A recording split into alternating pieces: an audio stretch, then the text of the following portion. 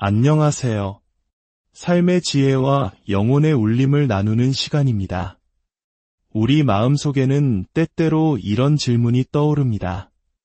이제 나는 구원받았고 하나님의 자녀로 다시 태어났는데 여전히 내 안의 부족함과 연약함을 볼 때 과연 하나님은 나를 어떻게 생각하실까? 이 질문은 신앙의 여정에서 많은 이들이 마주하는 깊은 고민일 것입니다. 오늘의 이야기가 바로 그 질문에 대한 따뜻하고 명확한 대답이 되어주길 소망합니다.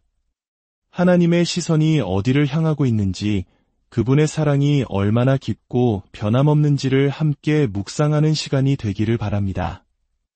이 귀한 말씀을 더 많은 이들과 나누기 원하신다면 구독과 좋아요를 통해 주님의 사랑을 전하는 일에 동참해주세요. 여러분의 작은 실천이 누군가에게는 큰 은혜의 통로가 될 수 있습니다. 주님의 이름으로 여러분을 축복합니다. 우리 대부분을 힘들게 하는 것은 우리가 구원받기 전의 죄들이 아닙니다. 오히려 우리를 더 괴롭게 하는 것은 예수님을 믿고 난 후에도 여전히 우리 삶의 여러 영역에서 어려움을 겪고 때로는 죄의 유혹에 넘어지는 우리 자신의 모습을 발견할 때입니다. 죄된 생각, 말, 행동들이 불쑥 튀어나올 때마다 우리는 스스로에게 실망하고 좌절합니다. 나는 왜 이럴까? 자책하게 되죠. 오늘 우리는 성경 속 한 인물의 이야기를 통해 바로 이런 우리를 향한 하나님의 마음을 깊이 들여다보고자 합니다. 성경은 예수님의 제자들이 밤새도록 고기를 잡았지만 아무것도 잡지 못했다고 이야기합니다. 칠흑 같은 어둠 속에서 밤새 그물을 던졌지만 그들의 배는 텅 비어 있었습니다.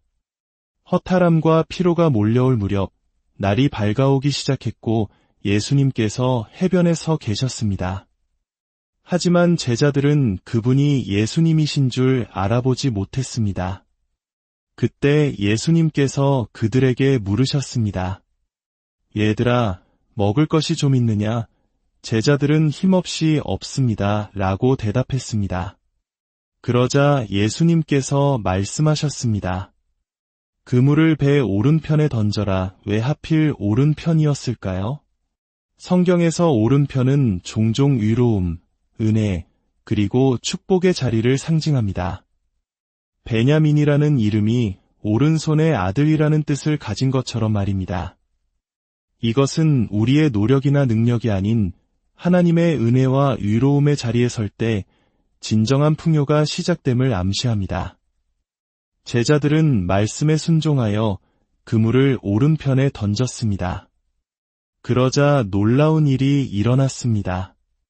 너무 많은 물고기가 잡혀 그물을 끌어올릴 수 없을 정도였습니다. 그 순간 예수님께서 가장 사랑하시던 제자 요한이 베드로에게 말했습니다. 주님이시다.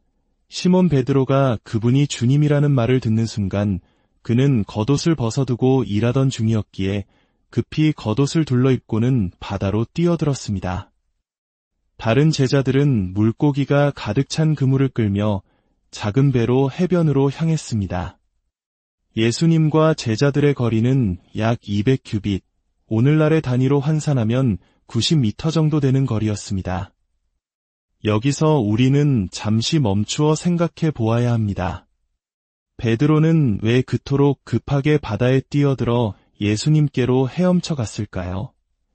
이 질문에 대한 답은 오늘날 구원받은 후에도 여전히 죄책감과 싸우는 우리 삶의 많은 질문에 대한 해답을 줄 것입니다. 베드로가 예수님께 달려간 이유가 죄책감 때문이었을까요? 우리는 베드로가 예수님을 3번이나 부인했던 사실을 잘 알고 있습니다.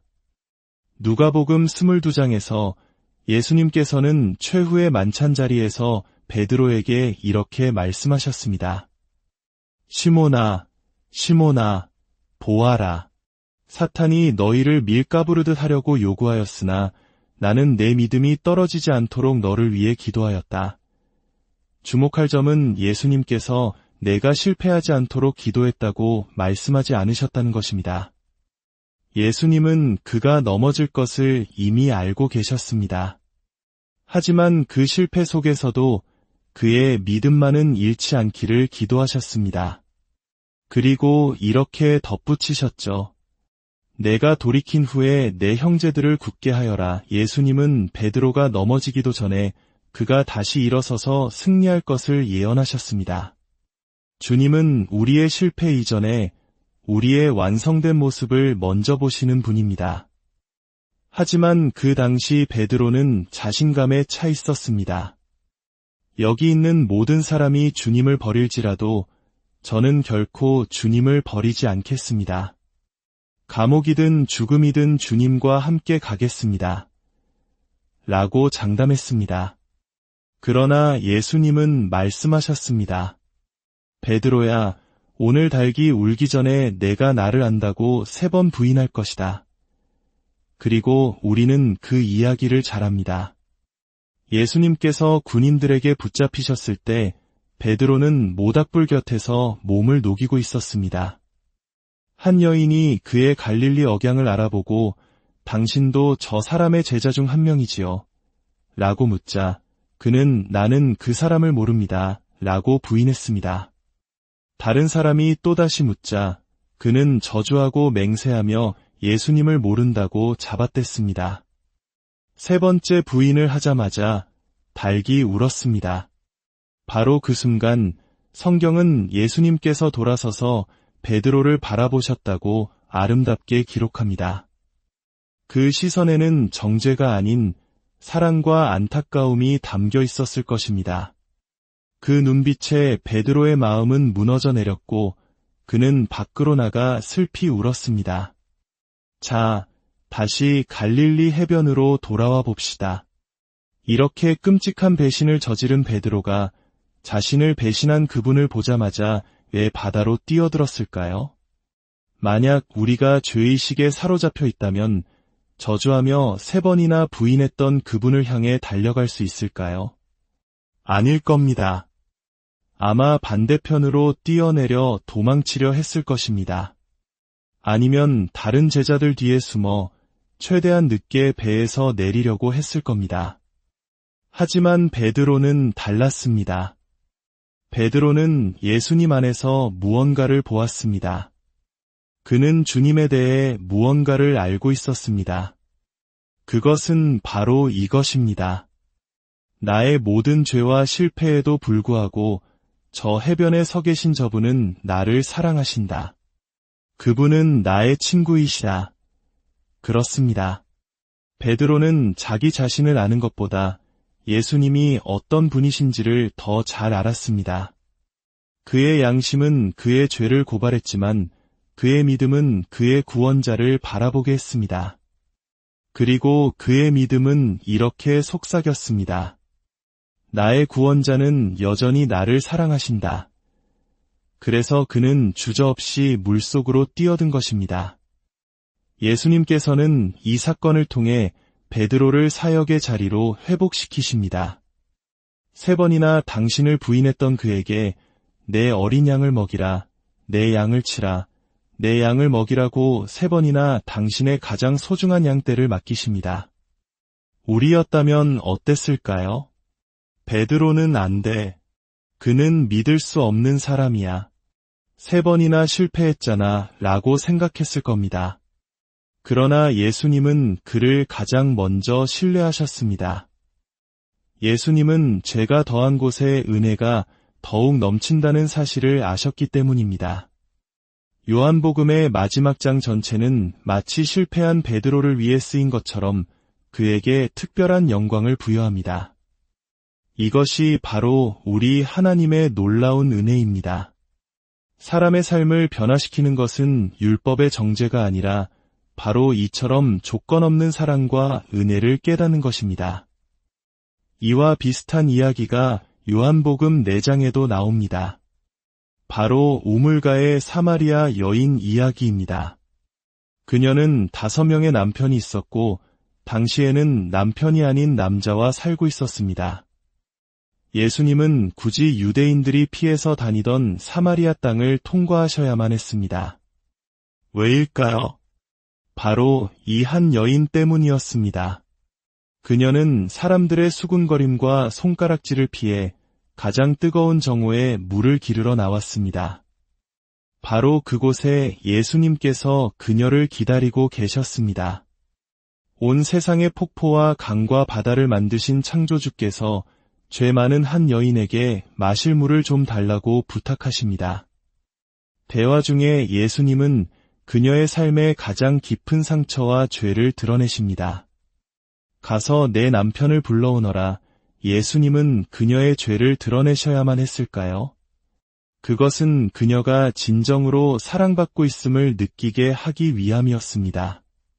만약 누군가 그가 나를 사랑하지만 내 진짜 모습을 몰라서 그럴 거야라고 생각한다면 온전한 사랑을 느낄 수 없습니다.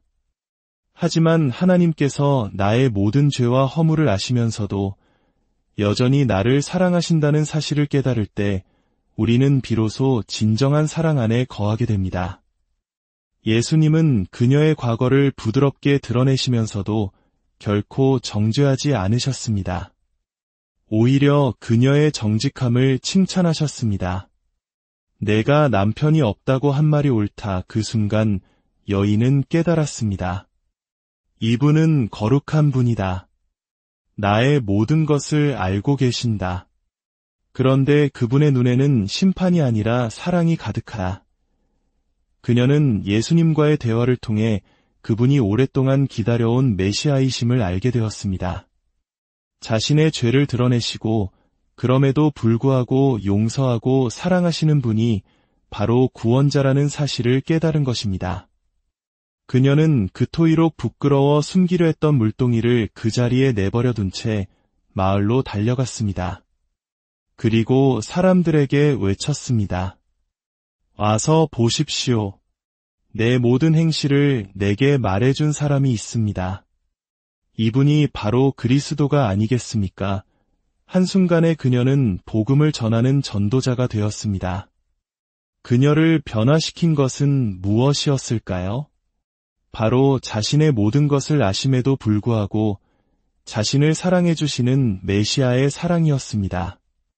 그 사랑을 체험했기에 더 이상 과거의 부끄러움에 얽매이지 않고 담대하게 나아갈 수 있었던 것입니다. 사도 바울의 삶도 이와 같습니다.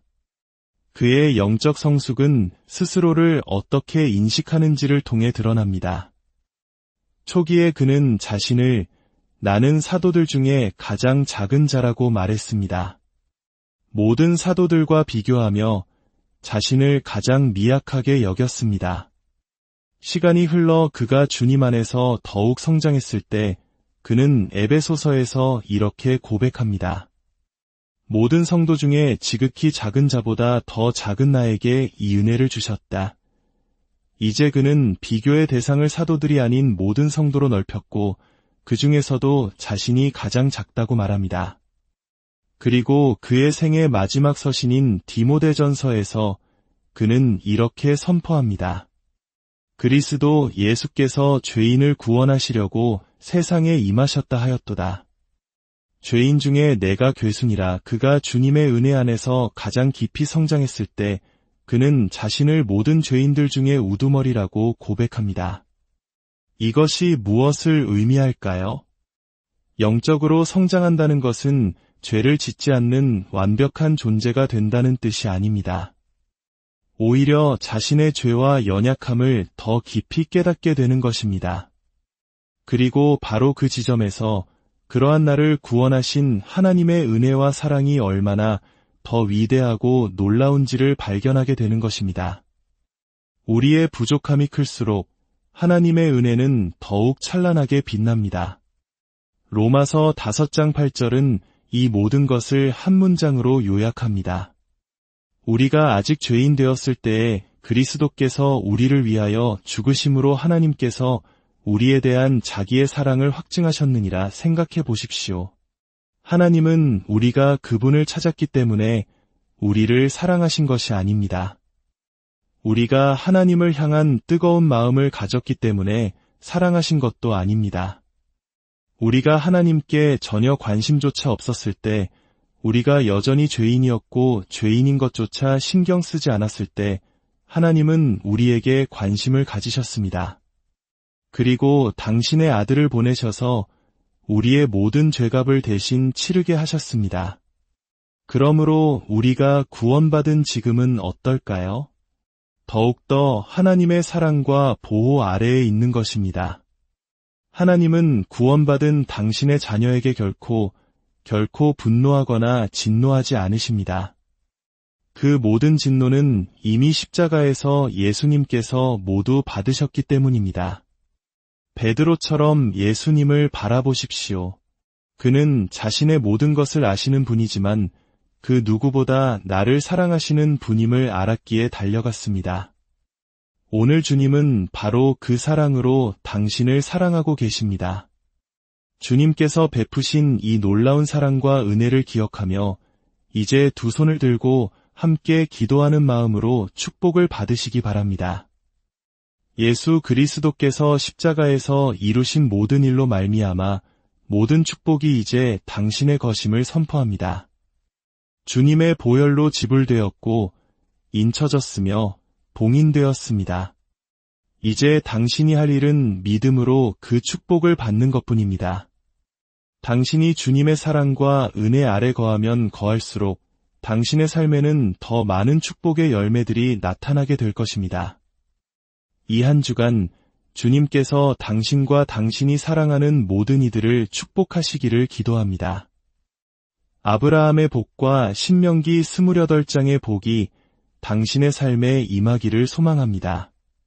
당신의 삶의 젖과 꿀이 강물처럼 넘쳐 흐르기를 축복합니다. 이번 한 주 주님의 사랑과 은혜에 대한 특별한 계시와 깨달음이 당신에게 있기를 기도합니다. 주님께서 당신과 당신의 사랑하는 가족들을 모든 해악과 위험으로부터, 모든 어둠의 권세로부터, 악한 자의 모든 공격으로부터 그의 보혈로 지키시고 보호하시기를 기도합니다. 모든 질병과 질고로부터, 모든 사고로부터 당신과 당신의 가정을 안전하게 지켜주시기를 기도합니다. 주님께서 그의 얼굴빛을 당신에게 비추사 당신이 가는 모든 곳에서 초자연적인 은혜를 경험하게 하시기를 소망합니다. 주님께서 그의 얼굴을 당신에게로 향하여 드사 당신과 당신이 사랑하는 모든 이들에게 살롬, 곧 온전함과 건강, 형통과 평강을 허락하시기를 우리 주 예수 그리스도의 이름으로 축원합니다. 모든 성도들이 함께 외칩니다.